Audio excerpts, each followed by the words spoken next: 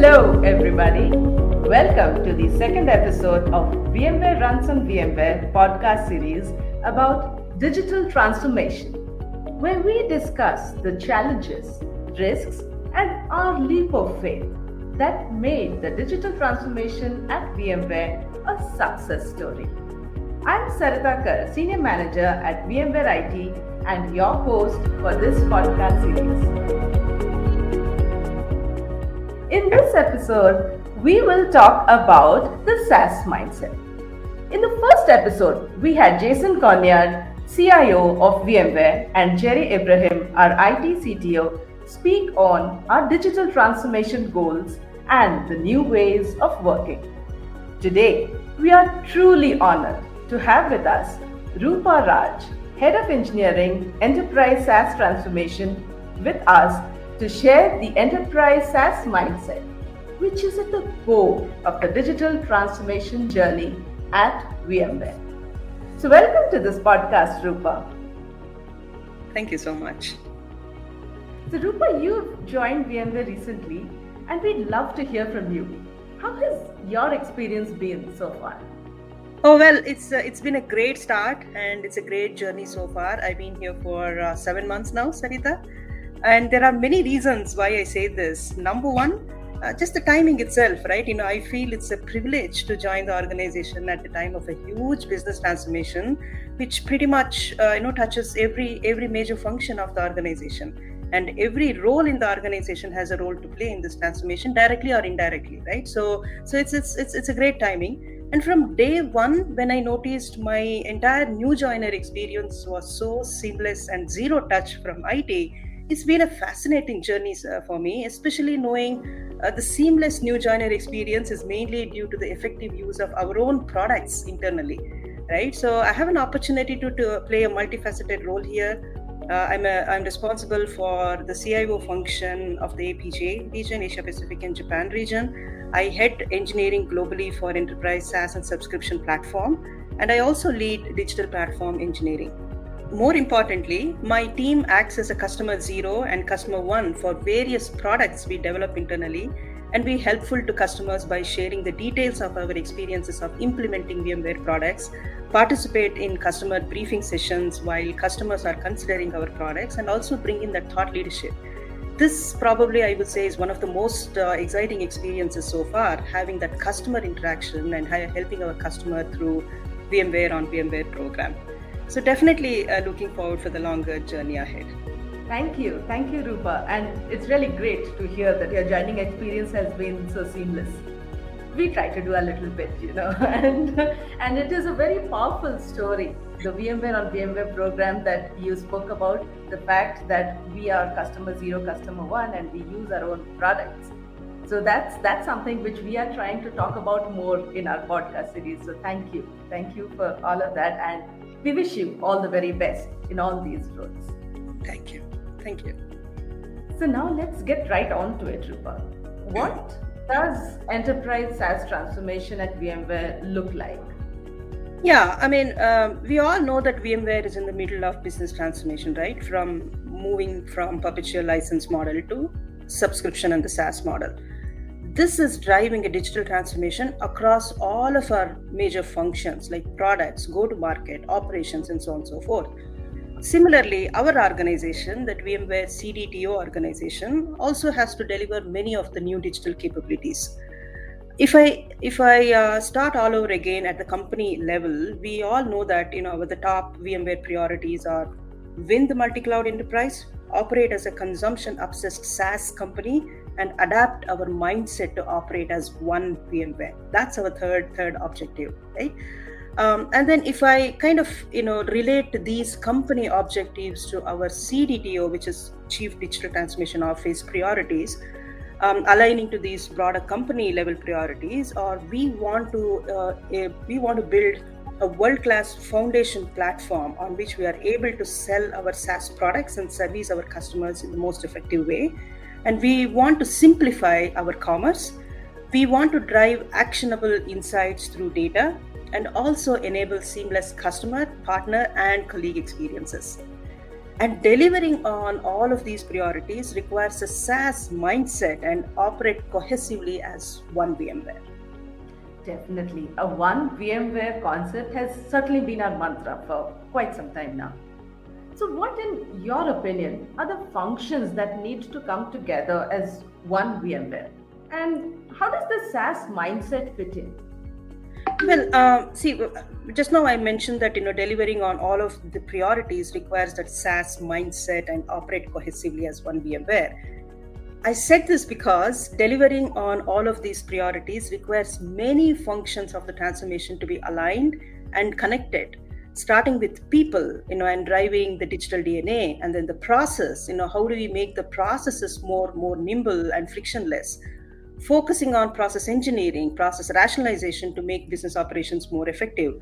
And then policies, reshaping our policies, how do we streamline and standardize our policies covering areas such as renewals, sales compensation, discounts, etc., to accelerate decision making and support business growth. And then comes data. Data transformation goes way beyond collecting and storing data as a single source of truth. We are building, master data management. And it is also about empowering our colleagues to operate with a data-driven mindset to produce actionable insights that can inform decision making, right? And with this data, we can create a baseline of where we stand today and drive progress towards specific business outcomes. An example of this is automating the report of a monthly and annual recurring revenue and churn up, help us dynamically monitor our SaaS business growth. That's all about data. And then comes systems. We need to build systems, we need to build new digital capabilities which are massive in nature, right? And we want to be able to accelerate the delivery while we have to laser focus on the critical aspects like resiliency, performance, security, privacy, and compliance, and so on and so forth. And as and when we deliver these new digital capabilities incrementally, and how do we really make operational capabilities a lot more robust as well? For example, how do we move away from monitoring to observability and proactive issue resolution and so on and so forth. So when we say system, it's not just building the features. All of these things need to come together when we develop and build the systems as well. And then underpinning all of these is driving the need of SaaS mindset, which is very, very, very critical, right? So focusing on how do we enable our teams to move from traditional product mindset to SaaS mindset? How do we change our ways of working in line with the SaaS mindset? And I can give some examples, right? So number one is how do we move from focusing on domain specific big feature releases in waterfall methodology or with a limited agile principles and so on and so forth? How do we move away from that to build end-to-end business capabilities cutting across business domains in a unified manner using agile methodology across all of the impacted team? Just having a scrum in one engineering teams, etc., that's been there in the industry for a long time. But now what we have to do is implement that consistently in an integrated manner across all of the domains that are impacted, and use that agile needed methodology to bring the teams together. That's the key. And another example I can give is, we really want to, move away from predictable scope, predictable estimates, time, budget, to a lot more iterative scope, upfront business alignment and incremental business value realization. That's the key. We really have to focus on incremental business value realization and quick business value realization. And then we also want to kind of move out of output driven and focus on project completion to a lot more outcome based and focus on customer value, focus on improved speed to market, and focus on ability to deliver multiple products simultaneously, and faster and multiple releases, cadence through effective, DevOps, effective CI/CD, automation, continuous learning, etc. Right? And as I called out earlier, in focusing on the resiliency, right? That's the key. Focusing on resiliency, performance that meets that SaaS standards is also very, very important. How we delivered previously is not going to cut out. We have to meet our new SaaS standards. So in a nutshell, our strategy focuses on creating a connected journey across all transformation areas: people, process, policies, data, and systems, to be able to create new possibilities for our business, to transform ourselves to be more nimble innovators and find better ways of working, adopt inventive business models, and delivering on new and engaging customer, partner, and colleague experiences again. Thanks, Rupa. That was extensive, and all that sounds like a cultural shift that needs to take place, in order for all of this to happen. So, Rupa, how are you operationalizing the SaaS mindset in your team, and how are you building the SaaS culture? That's a great question. Once we strategize, I just talked about our strategy. Once we strategize, operationalizing is even more challenging, right?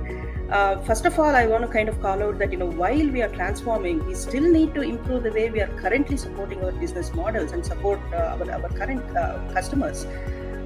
Because significant part of our revenue still comes from our perpetual business, right? And we have to continue to enhance and ease the way we are currently doing the business.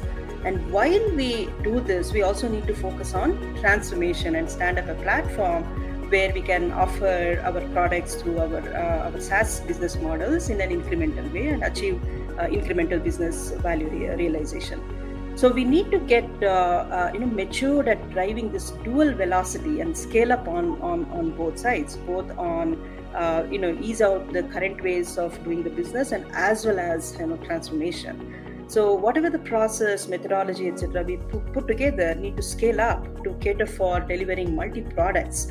And it's a journey, and we're not going to scale up and get mature, transform, build the culture, and so on and so forth, overnight, right? So we really need to gradually improve and reach that target maturity level. But we need to reach the target state as quickly as possible, though. So there are to answer your question. So there are several steps we are taking to balance all of these. We have identified several areas that we need to focus on in order to transform and achieve that maturity and the scale that we want to achieve in a most effective manner. Number one is, as I've been calling it out, we know that we need to transform as quickly as possible, right? So in order to do that, the engineering teams need to work in an integrated manner, right? In order to deliver the end-to-end business capabilities that I called out, there are different engineering teams across several domains that need to come together, plan and work together in an integrated manner, deliver together, and deliver as frequently as they can so that business can consume those end-to-end business capabilities and we can achieve incremental business value. So that integrated is a key word there.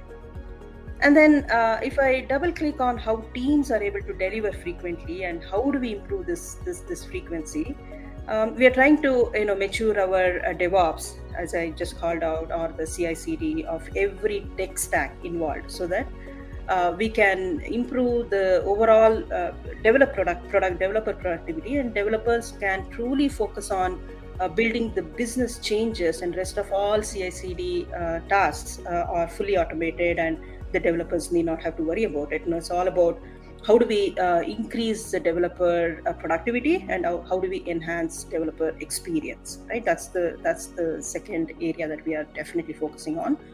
And the other challenge is, we can't transform sequentially, right? For example, we can't really build a foundation platform first and then build the partner experience and then probably build master data management system, so on and so forth. So we just need a mechanism where we can simultaneously work on several transformation areas or the products at the same time, and then at the same time manage those interdependencies very, very tightly. So we are exploring adopting best practices from, for example, scaled agile framework, that might be relevant for our scenario, so that we can plan and manage interdependencies between the products proactively and progress without much of rework or the tech debts. Right, and then last but not the least, while we deliver these rich business capabilities, we also need to focus on improving and maturing our operational capabilities. Again, I just called that out earlier, and we really have to focus on this to be able to better serve our customers. We really have to focus on security, compliance, and upgradability. All these goes without even saying. So all these needs to be balanced along with the feature delivery as well. So at the end of the day, though it's not easy, we have a lot to work on. We have a lot of areas to tackle. I really believe that we can achieve this balance with very high customer centricity and a thorough understanding of business impacts, and then planning very thoroughly and synchronizing the multiple priorities and executing on them simultaneously with the right methodology. And as I said, it's a journey. It is definitely a journey. And I truly believe that it's going to be a very enriching journey for the entire teams. Well said, Rupa. And yes, as you very rightly said, it is a journey that we are all in together. And it's amazing to know that we are all moving ahead at a fast pace, but without losing control or our customer focus, our customer centricity. So, what are the new measurements that we need to score ourselves on to excel in the SaaS world? Great question again. See, as I already said, there are various functions that gets impacted, right? And pretty much, as I said, every role impacts this business transformation. So there is an inventory of metrics that we capture at various levels and various functions, etc. But in summary, all of those things kind of lead up to what we call it as big six SaaS metrics. Which are the top enterprise-wide key performance indicators of our SaaS business. That's what we want to measure eventually, right? But underneath every function and every team might be having their own measurement, but it all leads up to these 6 SaaS metrics.